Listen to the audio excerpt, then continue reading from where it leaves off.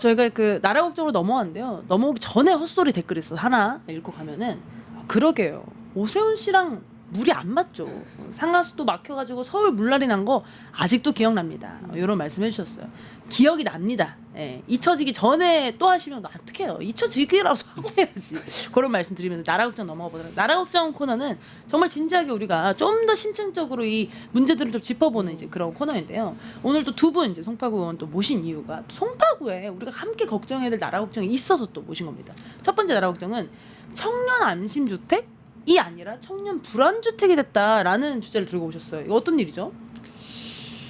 요게 이제 저희 송파구에서 이런 일이 일어났다는 것 자체가 너무 일단은 안타깝고 속상하고 좀 아쉽습니다. 서울시와 SH공사가 이제 공공의 이름으로 청년 안심주택이라는 이름으로 이제 공급한 공공임대주택입니다. 엄밀히 말하면 거기서 이제 발생한 사건입니다.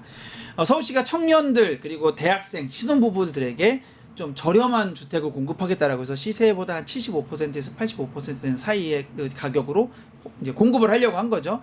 여기에 이제 총 140 원래는 5세대가 준비가 돼 있었는데 회사 보유분이 있어서 141세대가 이제 거기 입주를 했습니다.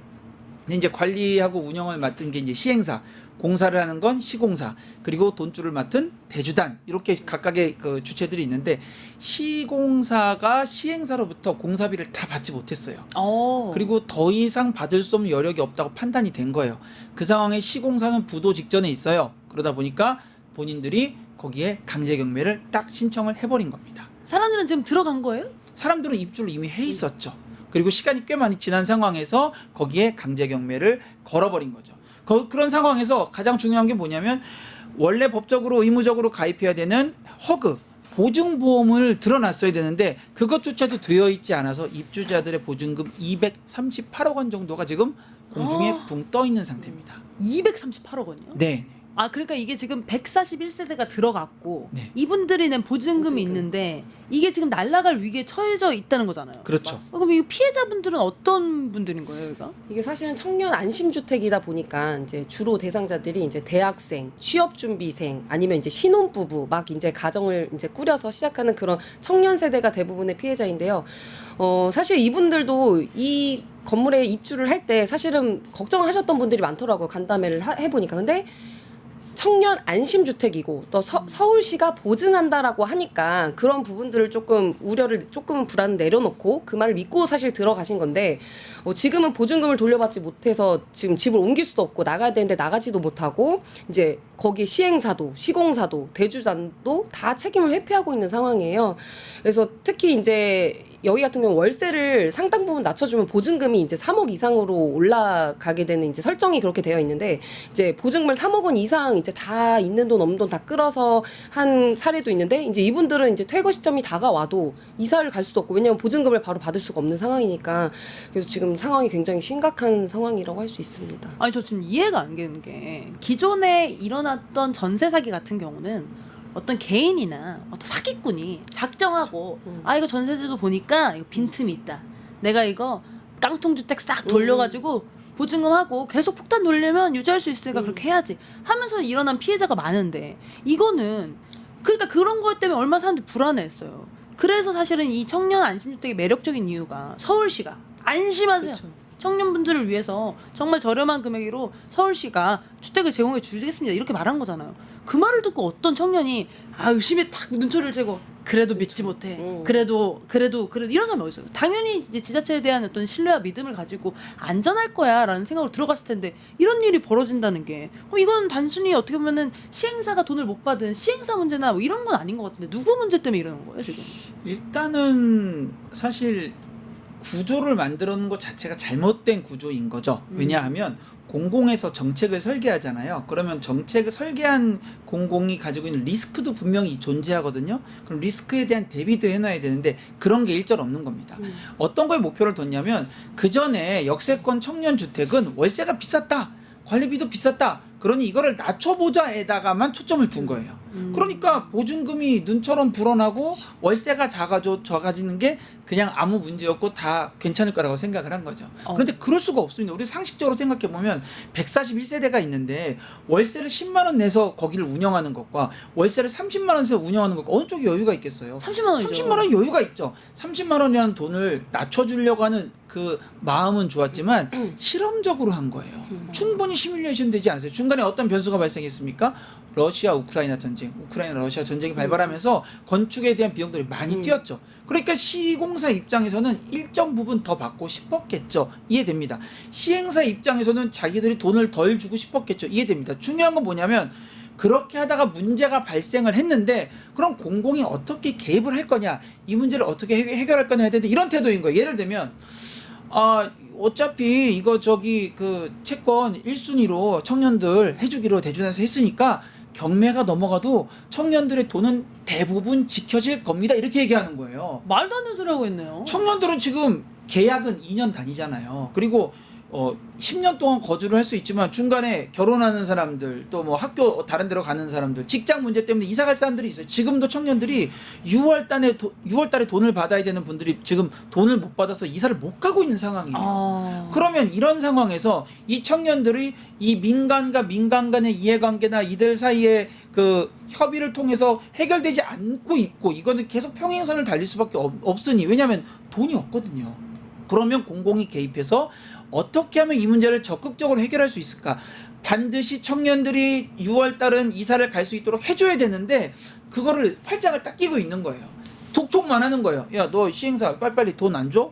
너희 대주단 얘네들한테 좀 특별하게 돈 좀 더 풀어줘. 이런 식으로 이야기만 하고 있지 본인들은 책임질 생각을 안 하고 있다는 게 가장 큰 문제가 되겠습니다. 아니 저는 이게 화가 나는 게 사실 사람이 이 내용 증명 하나만 받아도 손이 떨리고 두려워 이런 생각이 들잖아요. 근데 20대 30대 청년이 보증금 3억 자기 돈으로 냈겠어요? 대출 받았겠죠. 그러니까 자기 전세산 플러스 대출까지 받아서 그래도 이걸 잃지 않을 거란 확신이 있으니까 보증금으로 넣은 거 아니겠어요? 불행히도 이 다행히도가 아니라 불행히도 청년 안심주택은 또 무이자 4,500만 원 대출이 또 있어요. 너희들 돈 없으니까 너희들 할 수 있도록 우리가 도와줄게라고 하면서 무이자로 4,500만 원 빌려주니까 그거 빌리겠어요, 안 빌리겠어요? 빌리죠. 무조건 다 빌린 거예요. 그러니까 더 이 청년들의 부담이 불행히도 4,500만 원이 더 늘어난 셈이죠. 그래서 지금 적은 가구가 1억 조금 넘게, 많은 가구는 3억 2천까지 지금 그렇게 지금 보증금이 묶여 있는 상황인데 또 안 좋은 점은 뭐냐면, 원래 청년들한테 이 정책에 대해서 이야기할 때는 뭐라고 했냐면 에스크로 계좌가 있다, 안전한 계좌가 있고 거기에 여러분들의 보증금을 다 넣었습니다라고 안심을 시켰는데 실제로 뚜껑을 딱 열어보니까 그 돈 이미 홀랑 다 써서 시행사의 부채를 갚는 걸로 대주단이 사용을 서로 시행사랑 협의해서 써버린 거죠. 그러니까 청년들의 돈은 정말로 공중에 분해된 상황입니다. 아니 그럼 여기서 서울시가 여러분에게 주택 공급을 해드리겠습니다라는 어떤 공치사 빼고 서울시가 하는 게 뭐예요? 아니 여기서 지금 제일 문제가 되는 사람이 누구예요? 여기 제일 문제는 항상 아직도 5세에 머물러 있는 그분이죠. 미치겠네. 저라면, 제가 시장이라면 무슨 방법을 써서라도 지금 현재 있는 여러 가지 규칙들이나 여러 가지 부분들을 수정할 수 있으면 빨리 수정을 하고, 원래 시행세칙들이 있을 테니까 그것들을 고쳐서라도 혹은 임시 방편으로라도 공적 자금 일부를 투입해서, 지금 제일 문제가 되는 게 뭐냐면 보증금이잖아요. 지금 어려움이 생긴 건 서울시 때문입니다. 왜? 서울시가 이 문제를 해결을 해놔야 새로운 신규 입주자가 들어오잖아요. 그럼 보증금 내고 들어오잖아요. 네. 그럼 보증금이 순환이 되잖아요. 그럼 이 문제를 해결하기 위해서 그 보증금이 순환될 수 있고 사업을 정상화시켜서 서울시가 책임질게, 아무도 걱정하지 마세요, 저희가 보증금만큼은 책임질 테니 안심하고 들어오십시오, 이렇게 해줘야 되는데 뭐는 뭐 때문에 안 되고 뭐는 뭐 때문에 안 되고 뭐는 이게 규칙이어서 안 되고 이런 식으로 계속 그런 이야기들만 하고 있으니 당연히 이 문제가 해결이 될 수가 없는 거죠. 아니 한강 버스 할 때는 적극 행정을 너무너무 적극적으로 하더니만 이렇게 사실은 한강 버스 2,000억이잖아요. 네. 그러니까 민자 물론 포함이죠. 네네. 근데 여기서는 사실은 그거보다 훨씬 적은 금액임에도 불구하고 적극 행정이 아니라 후진 행정을 지금 그럼요. 후지고 후진 행정을 지금 하고 있으니까 이게 그래서 말이 지금 이게 되는 거. 청년 안심주택이 청년 한심주택, 청년 근심주택에 요즘에 청년들은 청년 사기주택이라고 부릅니다. 이게 명백한 서울시가 사기 마케팅을 한 거죠. 이게 여기만 있는 게 아니고 사실은 오세훈 서울시장이 브랜딩에 능합니다. 저는 한편으로 굉장히 좋다고 생각해요. 얼마나 이름 좋습니까? 모아 타운, 신통 기회. 아 이름이 다 좋아. 다 알아. 청년 안심 주택인데 뭐 신통 하나도 빠르게 진행이 안 되는 게 지금 이제 몇 년 지나니까 다 드러났죠. 모아타운 이슈 너무 많이 발생하죠. 안심 안 주택 모여. 지금 뭐 계속 문제 생기죠. 지금 굉장히 어려운 가운데 빠지는 게 바로 브랜딩에는 굉장히 능하지만 실제로 좋은 상품을 설계하고 만드는 데에는 굉장히 취약하다 이렇게 말씀드리겠습니다. 아니 그러니까 오세훈 시장이 일을 그만두고 할 일이 너무 많아요. 광고 기획사를 해도 되고, 좋네. 아니 상업 디자인을 해도 되고 할 일이 이렇게 많은데 자꾸 사람들이 이렇게 괴롭히면 되나라는 생각이 들면서도 그럼 지금 어쨌든 피해 청년분들이 계신 거잖아요. 이분들은 그럼 뭐 어떻게 지금 대응하고 계신 거예요, 이거? 지금 이분들은 이제 뭐 기자회견도 하시고 간담회도 하고 또 이제 집회도 지금 사실 서울시청 앞에서도 1인 시위 하시고 이제 계속해서 이제 그 어떤 답을 이끌어내려고 하고 계시는데 사실 이 오세훈 시장은 아무 지금 반응을 하지 않아요. 이제 과도 그렇고 이제 사실 공무원 구조가 또 이제 이 처리되면 또 그 자리를 떠나고 새로운 사람이 오게 되면서 또 이제 그런 회피를 하게 되고 이러는데 이 청년분들은 아무래도 이제 우리는 잘못이 없다. 이건 사실은 서울시가 보증하고 책임진 이 사업에 우리는 믿고 들어왔는데 왜 우리가 피해를 봐야 되냐 이런 입장이 가장 크고 그래서 서울시가 책임을 져야 된다. 이걸 강력하게 요구하고 있습니다. 그래서 사실 이 청년들이 아무것도 할 줄 몰라요. 이 처음에 왜냐면 저 같아도 제가 20대 뭐 이 사회 초년생 때 이런 일이 일어났으면 저도 굉장히 힘들었을 것 같은데 이 보증금을 이제 반환받기 위해서 그 과정 안에서 이렇게 서류들을 작성할 게 굉장히 많았는데 본인들도 굉장히 불안하고 힘들었을 텐데도 그런 것들을 다 직접적으로 또 찾아서 하시고 또 변호사들과 상담도 하고 이런 과정들을 겪는 걸 저희가 박정현이가 또 봤거든요. 이제 이 과정 안에서 이제 이 청년분들은 서울시가 이 결론은 이제 직접 개입해서 너희가 이 경매에 참여하거나 아니면 이제 공적 자금을 투입해서 우리 보증금을 조금 더 이렇게 안전하게 좀 보호해달라. 사실은 이 요구가 가장 큽니다. 이 청년들 상황에서. 너무 당연한 요구네요. 굉장히 당연한 요구인데 그거를 아예 이렇게 무시하고 듣지 않는 이 구조 자체가 굉장히 개탄스러울 따름입니다. 그러니까 저는 이런 거 볼 때마다 참 이 지자체장과 이 행정을 담당하는 사람이 얼마나 중요한가라는 생각이 들어요. 왜냐면 공치사 할 때는 누구보다 빠르고 누구보다 앞에 서서 사진 100장 만장 찍어가지고 보도자료 쫙쫙 뿌리고 내가 이렇게 청년 챙긴다 이렇게 말은 하지만 실제로 일이 벌어지고 나면 책임은 절대 지지 않는 거예요. 리스크라고 생각하고 어쨌든 세금을 써야 되고 사람을 써야 되는 일이니까 피해야 된다고 생각하고 그러니까 이런 사람들이 자꾸 이제 공직자의 자리에 있으니까 사실 이런 일이 벌어지는 거고 또 하나의 이제 문제는 청년분들이 사실은 우리가 정말 열심히 살아서 국가에 기여도 하고 세금도 내고 아이도 낳고 잘 살고 싶다 다들 이런 마음이 있는데 계속 이런 일이 벌어지는 거예요. 맞아요. 국가에 대한 기대, 신뢰 그래서 믿고 들어가는데 오히려 빚만 내 전 재산은 당연히 없어졌고 더 거기에 추가적으로 대출비까지 이런 그렇죠. 상황에서 생긴 거죠. 어떻게 아니 20대에 3억 빚이 생기면 자살하지 않는 게 감사한 거지 어떻게 사람답게 살 수 맞습니다. 있겠다고 하겠어요. 그럼 더 적극적으로 나서야 되는 거죠. 이게 근데 사실 정치라는 게 자꾸 청년들을 이용하게 되는 것 같아요. 그러니까 자기들의 뭔가를 보여주기 위해서 청년이라는 그 이름을 빌려서 자기들의 그 정치적 쇼에 이용을 하지만 사실 그 안에 내부에 뭔가 일이 발생하거나 문제가 생기면 그걸 돌봐주지 않아요. 그러니까 자꾸 청년들을 이용하게 되는 이 현실이 너무 안타까운 것 같습니다. 저희 댓글에 오세훈 씨가 그것을 알았다면 벌써 대전 주자였을 겁니다. 라는 말 하시네요. 그러니까요. 그래서 저희가 정말 또 너무나 안타까운데 또 저희가 또 시간이 또 이렇게 금방 갔습니다. 다음 나라 걱정을 또 해야 되기 때문에 넘어가 보도록 하겠습니다. 빨리 꼭 책임지세요. 두 번째는 아니 윤석열 씨가 이제 감옥에 갔잖아요.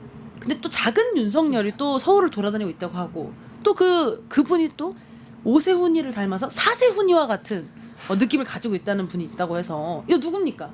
네, 우리 송파구에는 행정의 달인, 행정 전문가 서강석 송파구청장이 있습니다. 행달 행정? 네. 어떤 분이에요?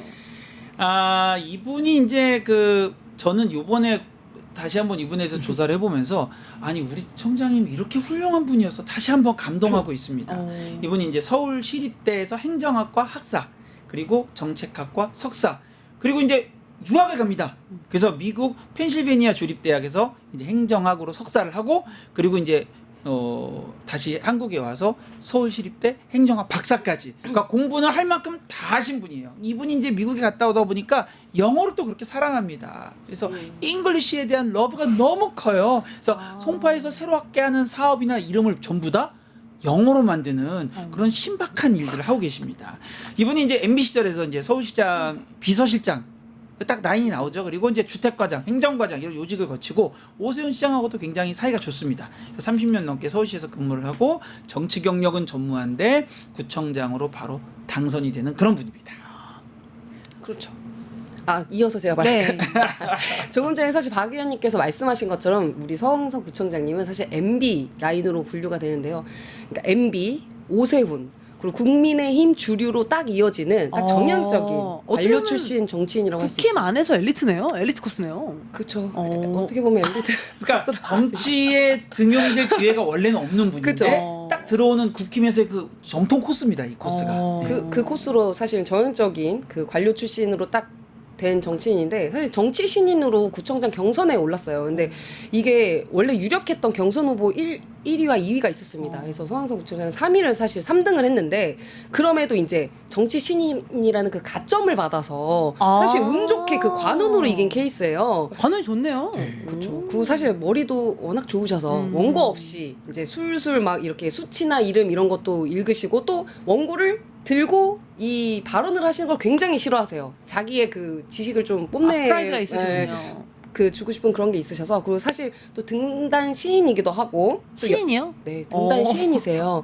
그래서 그리고 연극 동아리 활동을 또 할 정도로 연극을 좋아하셔서 저희 이제 구청장 되시자마자 이제 구립 극단도 만드셨어요. 그리고 이제 저희 이제 구청장이 되자마자 사실 이게 뉴스에도 많이 나왔었는데 저희 초대형 태극기가 가락시장에 있습니다. 근데 그 옆에 이제 머릿돌이 있는데 제가 아까 등단 시인이라고 말씀드렸잖아요. 네. 거기 머릿돌에 아무도 모르게 본인의 자작시를 또 거기다가 또 새겨 놓으셨어요. 아니 저희 사진 보여주시면 좋을 것 같은데요. 저게 어떤 네네네. 그 시인분의 뭐 그런 한 게 아니라 이 구청장이 직접 쓴 자작시를 저기다가 해놓은 거예요? 네, 그렇죠. 근데 요거를 아무도 모르다가 또 저희 박종현 의원님이 또 그거를 또 딱 그 시집에서 발견을 또 하셔가지고 그러네요. 그렇습니다. 제 사진에는 이름이 써 있지 않고 그쵸, 송파구라고만 써 있네요. 네. 엄밀하다. 네, 선거법 위반을 딱 피해간 어떤. 이야. 아무튼 여러모로 자기애가 강한 분이시다. 결론을 많이 강하네. 많이 강하네. 사랑합니다. 네. 아니 근데 어떤 행보를 하시는 지금 듣는 걸로는 어쨌든 뭐 공부도 많이 하시고 뭐 관운도 좀 있으시고 자기애도 있는 분인데 어쩌다 리틀 윤석열이라는 별명 붙은 거예요? 들으시면 깜짝 놀랍니다. 깜짝 놀랍니다. 일단 준비하겠다. 성향상으로는 이제 우리가 이제 보통 뭐 구청장이 보수적이야, 구청장이 진보적이야, 이게 정치 성향을 얘기해도 여기는 딱 극우 뉴라이트로 요약이 됩니다. 구청장이 구구 르라이트예요. 네네네. 이분이 이제 2020년도에 딱 구청장 되고 나서 광복절이 딱 됐는데 청사 그리고 주민자치센터 청사에다가 현수막 걸잖아요. 대형 현수막. 거기에다가 광복절에 대한 이야기와 함께 그 옆에 건국절을 병기해서 구청장이 된 지 얼마 안 돼서 원래 되자마자부터 공공산후조리원 때문에 MBC 뉴스 한번 나오고 YTN에 또 요 광복절, 건국절 이슈 때문에 한번 또 나왔죠. 나중에 이제 뭐 의회에서 저희가 막 물러나라고 하니까 사과를 하긴 했는데 내가 이런 것들을 말한 거에 대해서 사과합니다. 이렇게만 하고 이거 건국절이 아닙니다. 이런 얘기는 절대 하지 않는 그런 분입니다. 그리고 또 이제 그 다음 해 광복절에 아마 그 구민들을 모아서 이제 합창을 하는 그런 이벤트 굉장히 좋아해요. 행사를 좋아합니다. 누구랑 닮았죠? 그분도 닮았어요. 옷에 행사를 너무 좋아하는데 거기서 어떤 발언을 하냐면 조선이 전쟁을 침략을 당해서 일본으로부터 침략을 당해서 망한 게 아니라 조선의 왕이 나라를 내주었다. 이거 딱 뉴라이트식의 발언이거든요. 이거를 국민들 앞에서 서슴치 않고 한 거예요. 그리고 이제 구의 상징물이 또 있잖아요. 뭐 새도 있고 나무도 있고 한데 송파구는 나무는 이제 소나무거든요. 요건 못 바꿔요. 송파의 송자기 때문에. 네. 근데 구화가 있습니다. 꽃. 구화가 원래 개나리였어요. 개나리는 한국 토종꽃입니다. 근데 요거를 왕벚꽃으로 바꿉니다. 왕벚꽃이요? 왕벚꽃하면 별 문제가 아닐 것 같지만 원래 이 벚나무가 상징하는 건 일본이 어떤 도시를 점령할 때 그 도시 점령했다라는 기념으로 심는 거거든요. 벚꽃 맞죠, 길을 맞죠, 만들어요. 맞죠. 그리고 심는 품종이 일본산 품종입니다. 소메이 요시노라고 하는 품종인데 왕벚꽃이 바로 그 품종이거든요. 국내에 있는 가로수의 90몇 %는 다 그 품종입니다. 근데 거기 설명한 건 뭐라고 하냐면 제주 왕벚꽃을 심겠다라고 거짓말인 거예요. 제주 왕벚꽃 구하기도 어려운 거예요. 아니 얼마나 하고 싶었으면 알면서도 그건 바꾼 거잖아요. 그 말을. 엄청 저희가 지적했지만 뭐 막무가내인 거죠. 막무가내. 그래서 그냥 벚꽃이 왕벚꽃이 구화가 돼버린 이런 겁니다. 그뿐만이 아니고 뉴라이트의 대부라고 알려져 있는 이영훈 교수, 전 서울대 교수죠. 네. 이영훈 교수를 그다음에 김덕영 감독 이런 분들을 이제 공무원 집체 교육 시간에 불러요. 강사로 불러서 강의를 시킵니다. 심지어 이거를 어떻게 알았는지 뭐 이 추적 이런 데들 네. 스트 이런 데에서 알고서 왔어요. 네. 왔는데 왔음에도 불구하고 강사에서 빼자고 저희가 빼라고 했거든요. 근데 강사에서 죽어도 못 뺀다. 그냥 강행. 내용만 바꾸겠다라고 해서 약간 다른 이름으로 강의를 억지로 할 정도로 이분은 이 계열에 굉장히 친숙한 분입니다. 그래서 이거는 뭐 리박스쿨은 될 게 아니죠. 어떻게 공무원들한테 그런 극우 강사들을 불러가지고 뉴라이트 강사들을 불러갖고 어떻게 교육을 시키냐고요. 이거 말도 안 되는 거죠. 아니 이 정도면 감출 생각이 아예 없는 없어요. 건데요. 네. 주말에 혹시 아스팔트 집회에 나가시는 건 아닐까라는 강력한 의심. 여기 종로 저희 스튜디오가 지금 여기 종로인데 종로 앞에 나가시는 거 아닌가? 혹시 마이크도 잡으시는 거 아닌가 그런 생각이 드는데요. 이것도 마이크 잡은 말씀이 길어서 거기에 안 세워줘. 안 끼워져, 안 끼워져. 네, 안 큰일 나네, 세워줍니다. 큰일 나네. 아니 근데 앞에서 굉장히 많이 배우시고 어쨌든 뭐 훌륭하신 어떤 그런 스펙들을 가지고 있으신 것 같은데 아니 어쩌다가 구청장이 돼서 이런 일들을 자꾸 벌이는 거예요. 그러니까 이게 참 이해하기가 어려운데 사실은 이제 그 저희가 준비한 내용은 아니지만 이분의 이제 과거 이력과 약간 관계가 있습니다만 그건 제가 말씀드리지 않겠습니다. 말씀드리지 않고 선거 과정 가운데 이제 그런 지점이 좀 있었다고 생각이 됩니다. 그런 게 있고 본인이 어쨌든 MB 라인으로 해서 오세훈 시장 통해서 윤석열 대통령의 어떤 그 뭔가가 있었겠죠. 그래서 공천을 받았을 텐데 거기까지 오는데 어떤 그 이력 가운데 도움이 됐기 때문인 것 같습니다. 이제 당선 직후부터 이제 여러 가지 문제들을 많이 일으키는데 이제 캠프 이제 인사를 구성하잖아요. 그때 이제 그 어떤 그 문제가 되는 분이 있었어요. 이분이 성비위로 바로 그 전에 민선 7기에 여러 가지 논란이 있어서 자진 사퇴를 시킨 거예요. 자진해서 퇴사를 해야 어떤 그쵸, 문제가 안 맞아요. 생기니까 네. 그렇게 해서 했는데 이게 화근이 된 겁니다. 그래서 마치 아무 문제도 없는 사람으로 둔갑을 해가지고 난 법적으로 아무 문제가 없어. 아무도 나한테 뭐라고 안 했는데 라고 해서 징계받은 것도 없잖아 이러면서 이분이 인수위에 들어오고 시설관리공단 이사장으로 나중에 최측근이니까 들어오게 되는 거죠. 다시 들어온 거네요. 다시 들어온 거예요. 그 이런 문제들이 있는데 거기에 이제 우리 송파에도 시민사회가 가만히 있겠습니까? 공무원 노조랑 시민사회가 거기에 대해서 대응을 하니까 청장이 공무원 노조를 거의 해체시켜 버립니다. 그리고 시민사회에서 이제 그 진보당에서 그 현수막을 막 걸고 했는데 과태료를 막 600만 원씩 막 부과를 하는 거예요. 그러니까 소위 말해 현수막 전쟁이 시작이 된 겁니다. 그래서 현수막에 대한 이 조례를 만들어 가지고 정당 현수막은 법적으로 자유롭게 할 수 있음에도 불구하고 거기에 대해서 심의를 하는 기구를 이제 만들어서 정당 현수막 막 떼버리는 거죠. 자기 마음에 안 드는 거를. 네, 그렇게까지 했는데 결국 어떻게 되냐면 이제 상위법 위반으로 대법원에서 결론이 나면서 모든 일들이 다 서강석 구청장이 지는 걸로 돌아갔죠. 뭐 그뿐만이 아니고 뭐 이런 굉장히 많습니다. 예를 들면 저 같은 경우에 제가 5분 자유발언 구정 질문을 굉장히 많이 하는 편인데 지금까지 7차례 정도 삭제, 수정, 통편집 이런 일들을 서슴지 않고 하는 사람이에요. 이미 발언을 했는데 실제 발언했는데 삭제를. 네, 구정 홍보지에 이게 이제 의회 소식이라는 란이 있어서 저희들이 하는 발언이 그대로 들어가는데 저희가 준 거를 고치거나 근데 뭐 양해를 구하거나 이런 과정도 없어요. 그냥 그 담당하는 그 부서장은 그렇게 충성하고 다음 보직으로 넘어가거나 승진하는 딱 그런 역할들을 지금 계속 하고 있습니다. 그러면서 이제 제가 그런 여러 가지들에 대해서 이제 의회에서 제가 이제 구정 질문 같은 거 하면서 서강석 구청장 비판하잖아요. 그러면 어떤 얘기를 했냐면 의원 생활을 제대로 해라. 의원을 하면 안 될 사람이다. 다른 의원들한테 가서 보고 배워라.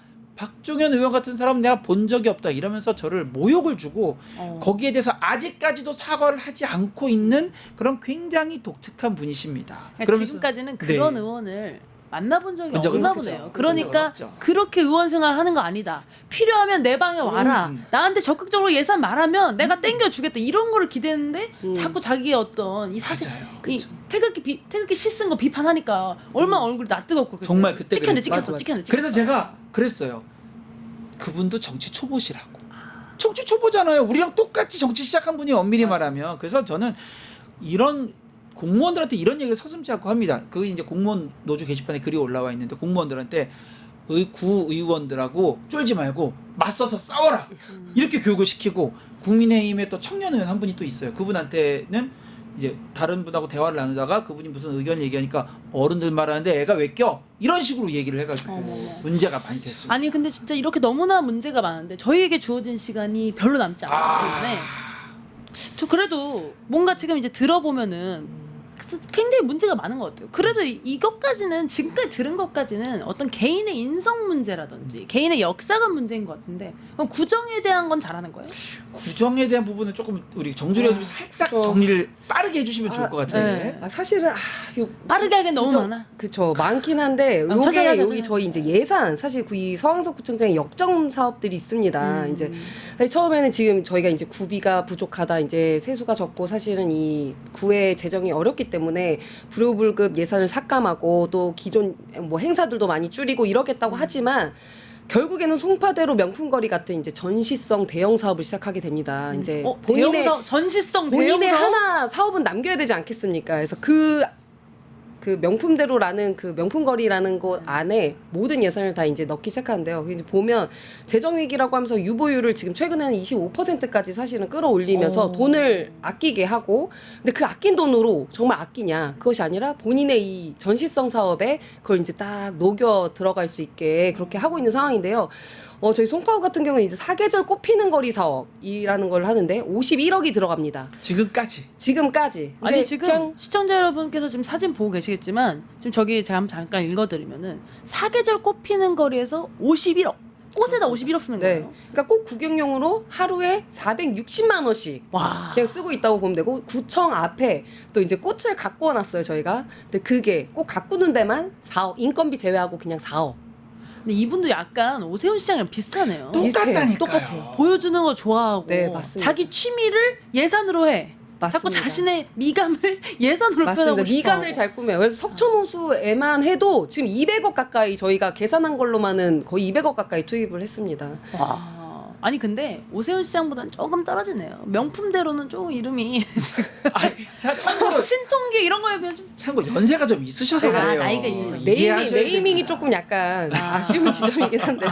그러나 뭐 돈 쓰는 거라든지 이렇게 대형 사업을 해서 본인 치적 사업하는 거는 너무나 유사한 부분이 많아요. 그런 거 너무나 잘하는데 사실상 어떻게 저희 잘하는 아이들에게 또 필요한 그런 어. 교육 경비 이런 예산은 매년 또 10억씩 깎으면서 저희한테 또 구의회로 또 예산 심의를 하라고 또 올립니다. 그러면 저희는 또 힘들게 다른 이제 그런 행사성 예산 다 깎고 뭐 이렇게 보여주는 거 다 깎고 해서 겨우겨우 3억을 또 올려요. 그러면 또 유보를 또 5억을 해버립니다. 아 왜 그러는 거야 그럼 진짜. 결국엔 저희가 올린 게 의미가 없어지는 거예요. 저희 아이들에게 조금 교육 환경을 조금이라도 더 나은 환경을 주려고 계속해서 구회가 이제 노력을 하는데 결국에는 애초에 그냥 그런 지점들을 좀 본인이 드러나는 사업. 이제 학생들한테 주는 돈은 드러나진 않잖아요. 그러니까 자기의 그런 사업을 보여주고 이런 것들에만 예산을 다 투입하고 쓰고 있다고 볼 수 있죠. 아니 여기 시청자분께서 참 지하에서 김구 선생님께서 통곡하고 있겠다. 독립운동가분들이랑 이런 말씀도 주셨고 다른 분은 막대먹은 인간이네요. 이런 말씀 주셨습니다. 아 정말 들으면 들을수록 굉장히 이제 화가 나는 어떤 활동을 하고 계신데 저희가 정말 시간이 이제 정말 저희가 허락 시간이 끝나가지고 네. 사실은 오늘 그래도 끝나기 전에 두 분의 어떤 마무리 소감 멘트는 또 들어보고 싶은데요. 어떠셨어요 오늘? 저야 뭐 오늘 이제 방송 천재 봉한나님을 실물로 영접하게 된 게 너무나 영광스럽고 또 이번에 정말 혁혁한 공생 뉴스토마토 스튜디오에 들어왔다는 게 저는 너무 좋고요. 정말 저희 지방의 이제 지방 의원들, 기초 의원들이 생각보다 굉장히 열심히 하고 많은 새로운 인물들이 많이 등장했습니다. 저희들 끝까지 임기 잘 마치고 또 여기에서 그치지 않았으면 좋겠어요.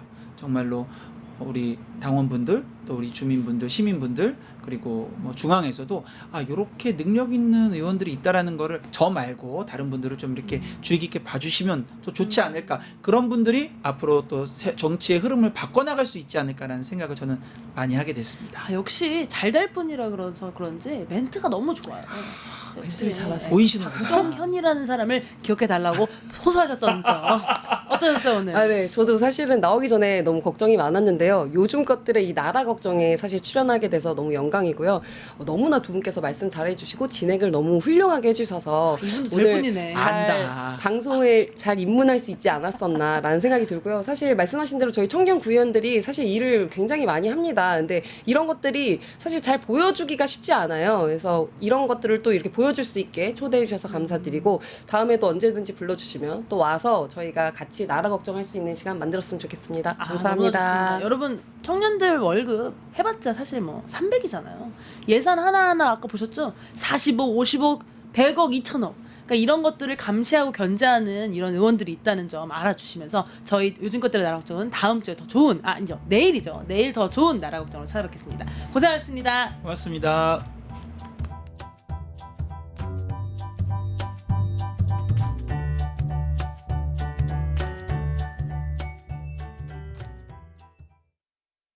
유튜브 구독하고 실시간 채팅과 댓글을 남기시면 매일매일 7,000TTCO를 드립니다. 참여 방법은 통통물 어플을 다운로드하고 회원가입과 로그인을 해주세요. 마이페이지에서 나의 회원 고유 번호를 복사해주세요. 유튜브 구독 후 실시간 채팅이나 댓글창에 고유 번호를 한 번만 입력하면 준비 끝! 지금 유튜브 채팅과 댓글 쓰기 참여하고 7,000TTCO 받아가세요.